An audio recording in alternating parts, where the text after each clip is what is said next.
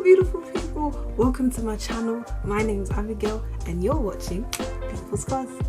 Hello beautiful people and welcome to my channel. My name's Abigail and today I'm going to be talking to you about my story, my testimony. God has blessed me with a good 23 years of life and I am 100% blessed. I am thankful for that. When I was 12, that's when he wanted to switch things up just a little bit, just shake it up a little bit, just, you know, do his thing.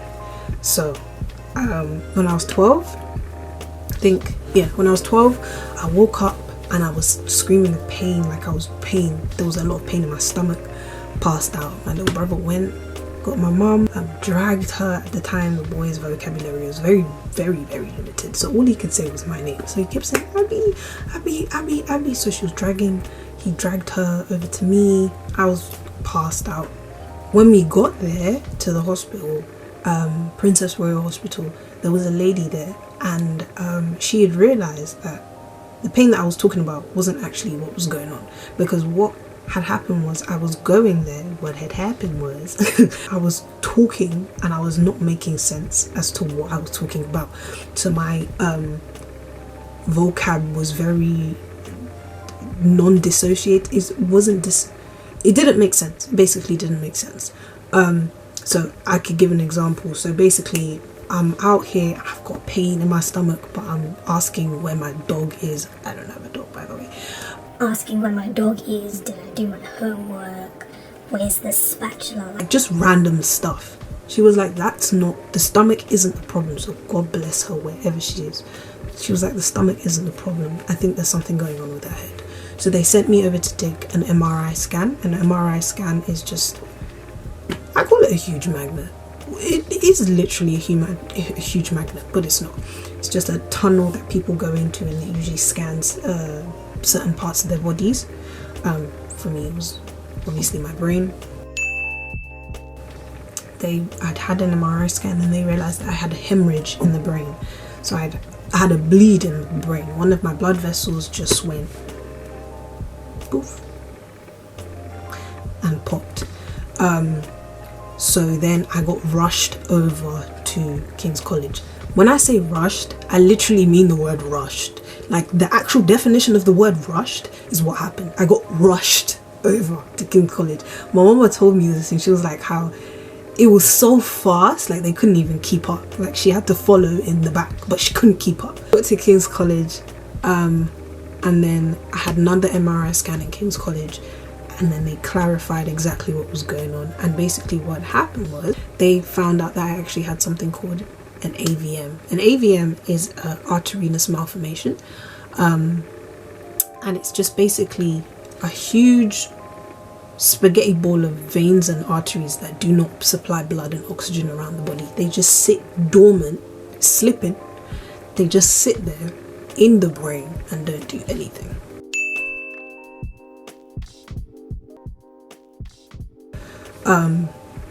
So they gave me this medication that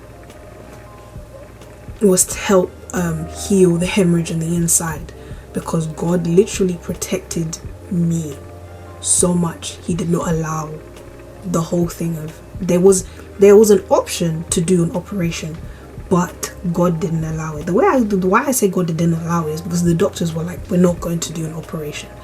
My mama was scared. She wanted something to like she wanted them to do it, but they couldn't. They didn't allow it. And I believe for me that was God. That was God saying no.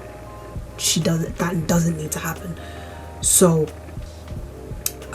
when they did that, they gave me this medication to help heal the brain, but I was going through so much pain, so they sedated me for about 4 days. As I was in that sedation, the doctors told my mom, when they told her that I had the AVM, they also told her that if I was to come out of that sedation, when I do, I'm not going to be normal.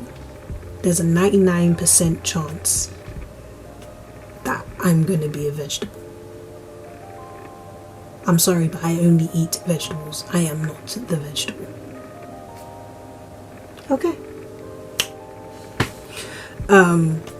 So yeah.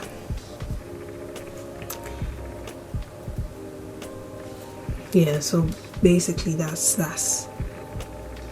I always get emotional on that part because that's crazy. That's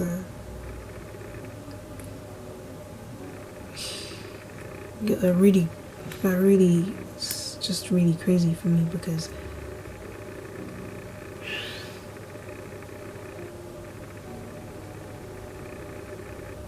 if they had done something at that time, things could have been really, really, really different because people had hemorrhages. There were children on that ward that had hemorrhages before, and they did operation and something happened, and they had to learn how to talk and walk again from scratch. And for me, I had to go through so much pain, but I didn't do an operation to get the hemorrhage to heal itself. Like I didn't.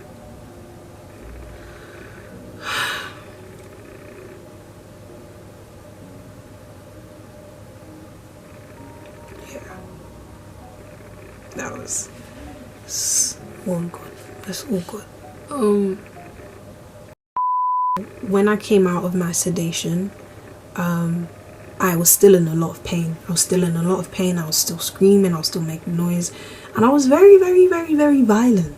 I was very, very violent. I said a lot of things I shouldn't have said. As a 12-year-old, you shouldn't be swearing like that, but I did. Not great. After the pain had calmed down, I felt so bad. I kept telling, I would go, after I'd actually learned how to walk and talk again, because I actually had to learn how to walk and talk again, because I'd not used my legs for a pretty long time. My brain was so scrambled, I had to learn how to speak properly. I started walking around to the nurses and I apologized to everyone. I said, I am so sorry for saying those things. It wasn't me, because the nurses actually came to the rooms when I was screaming and shouting of pain. Like, they'd ask my mum, like, is this how she is? Mum would be like, no, she's not like that at all. So I'd actually have to go over there and apologize because I felt so bad. I was in the hospital for about seven weeks. 7 weeks in hospital. I came out and then I had to actually do my SATs. Thankfully, I was able to get into secondary school. I got into secondary school. Year 7 was fine. Year 8 was fine. Year 9, year 10, and year 11. Jesus, they were not great. I was losing sight. I was not being able to walk. I was just things would happen. Just things that wouldn't make sense would happen. I think when I was 15, I had a surgery, or like a procedure called a Gammon knife surgery, which is basically just they use radio. What is it called again?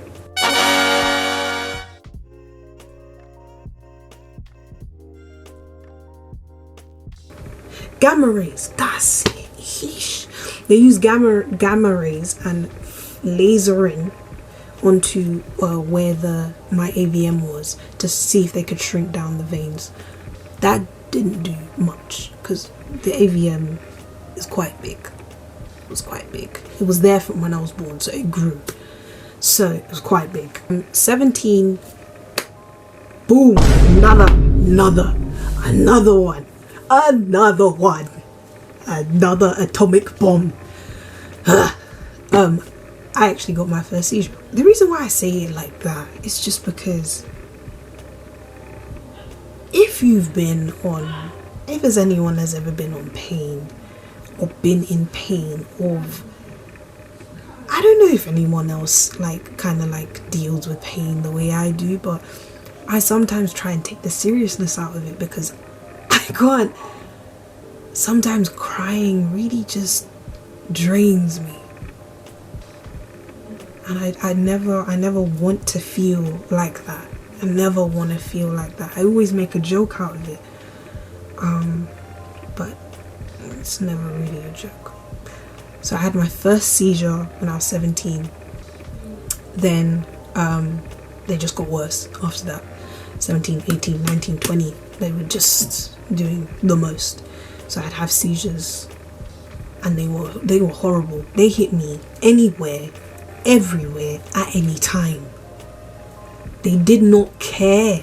They didn't care. They did not give any notification. They did not give a notification on my phone. They didn't give me a letter in the mail. They didn't do anything. They gave me no warning. They just happened anywhere and everywhere for like a good 2 years. After that, I feel like my body kind of got used to it. I don't know. Either that, I don't know. But I started to get auras. So I started to get feelings or sensations or like a warning sign. Thank you. Finally, a warning sign that there was a seizure coming. So I'd be like, okay, cool. Find somewhere to sit. Because when you have a seizure, your body is completely useless. So once it happens, that's it. Like you literally have within the next 30 seconds to find the safest place to sit down or else. So obviously those times where I didn't have that warning, there was a problem. But afterwards it kind of got better. So you have a warning sign, find a place to sit down, clear yourself, whatever it is you can do to make sure that once you have that seizure, you're in a safe place, you don't hit your head and nothing goes wrong. I went into uni with them. You should have seen the way I was going to uni. I was going to uni like I didn't have seizures at all. I really did. I completely forgot they were there.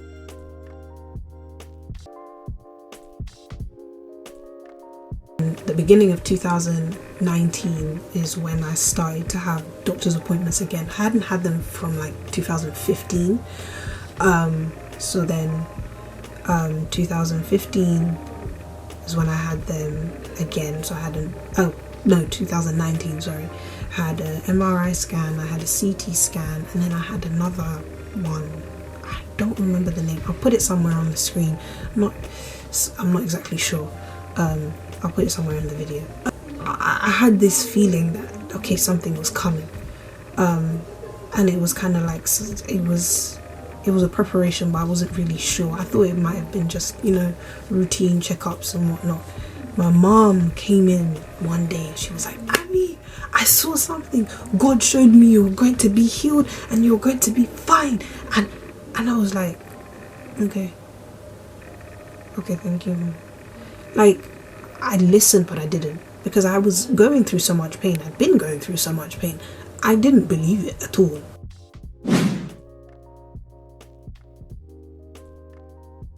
Exam season in around April, started having exams. Seizure plus stress equals chaos. No, never. I was having seizures like no man's business. I was having seizures day in, day out, back to back. I was having seizure after seizure after seizure after seizure. It was crazy. It was crazy. I'd have 2 in 1 hour, 3 in a day. They hit me everywhere and anywhere inside the house when I was going. And obviously I'd said before, oh, my seizures hit me everywhere and anywhere, but it was the amount that was like the consistency of them. They were getting too close together. The frequency of them, they were getting too close together and I was getting scared. So I actually developed anxiety because of that. So I didn't leave. First it was I didn't leave my house. Then it was I didn't leave downstairs. And then it was I did not leave my room. So it was like, it kept boxing me in. And that was a hard process for me to actually deal with. That was a hard thing for me to deal with, having to be by myself consistently, knowing I'm in my head all the time, like, oh my god, I'm gonna have a seizure, oh my god, I'm gonna have a seizure, Abby, you need to run, because if anybody knows, I think I might do an actual separate video on how seizures have actually how seizures actually affected me on a day-to-day basis.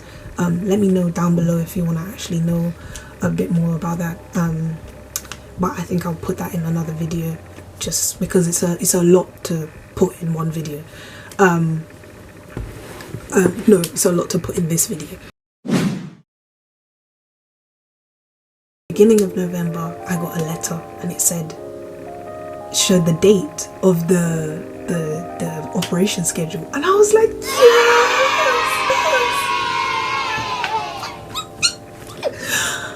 You don't understand the amount of fear that I had before, earlier that year. The faith that it got converted into was crazy. Like, I was not scared at all. Like, I wasn't. I was like, God, I don't know how it happened. To this day, I don't know. The 25th of November, I went in. It was supposed to be on the 18th. Something happened. God's way, not my way. So I ended up going on the 25th, which was actually just a normal scheduled appointment, but it ended up actually being stepping stones into the actual procedure for the day, which was on the 27th. Basically, I ended up having the surgery on the 27th of November. I think it was like early AMs, like 7 or 8 in the morning. And then I came out 20 hours later. So I came out the next day. Came out. God really did it. God really did it. I'm telling you, like, from the beginning till now, he's really done it. Oh, my nose, Jesus. Ugh, my nose. God's really done it, because he really planned my life. Like, he really planned my life. With all these allergies, if I didn't have those allergies, there would be a lot of things in my system that would have really caused a lot of problems for me. Now, again, the enemy has his own, agendas sometimes, but he doesn't know that my God is great. Period. My God is great, 100%. There were some other complications that came up, but God still did his thing, and I'm here, guys. I came out of the hospital I was in hospital from November, December, January I came out. January the 18th I came out. I can say now, like, for a fact, the fact that just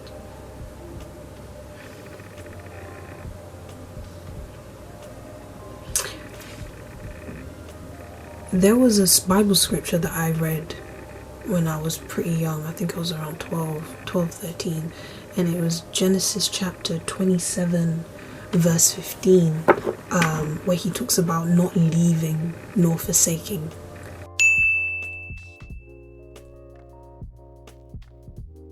I will not leave you nor will I forsake you until I will bring you back. I will not bring you back to this land until I have done what I have spoken to you. So it was like the plan that God has for my life, or the plan that God has for my life. Yeah, the plan that God has for my life. He won't forsake me. He won't leave me. And I didn't get that at the beginning, because I'd go back to me. God, remember what you said in the Bible. Like, I'd be getting angry. But God is a covenant keeping God. God is a God that keeps his word. His word never goes back to him void. And I'm proof of that. His word never goes back to him void. He said I would be healed. And this is the proof. This is his word not coming back to him void. I am his word not coming back to him void.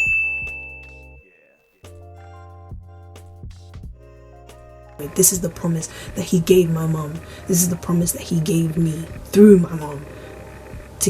This is his word not coming back to him void. And we've always believed in God. We've always had some sort of faith. But I feel like for me, like, my faith really hit hard these past couple years, to be honest, because I just looking back and sitting back and actually thinking in my head, wow, the things that I have gone through, boy.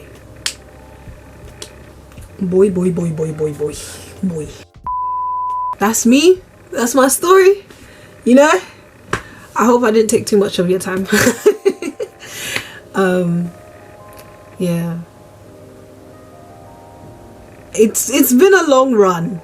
It's been a long run. I'm not done. I know that for a fact. I'm not done. He's not done with me. But I am very honored, and I feel very privileged enough to be able to have gone through it. Yes, the pains. If people will look at me and be like, what? You wanted to go through that? No. time, no. But I'm very privileged and very honored to have gone through it, because I know that through that I will be able to help somebody else out there and be, you know, that evidence that God can do and will do what he says he will do. Like that's it. So yeah, I just want to speak to anybody that's out there and just encourage you that I know it is hard. Trust me, I have been there. I know it is hard, but don't give up. Don't give up. You will get through.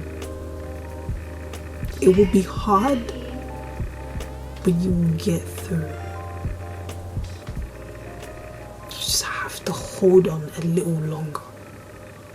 Just hold on a little longer. There is light at the end of the tunnel. It is not over. You have never been forgotten. You have never been forsaken. You are loved. You are loved. You are cared for. So you don't give up. You're nearly there. It's hard, I know. I have been there. But you can do it. You can do it. If I can do it, so can you. So can you.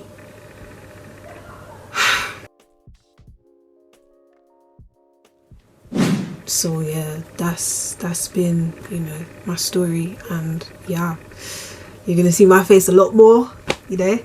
I am not a calm and collected individual, as you have just seen.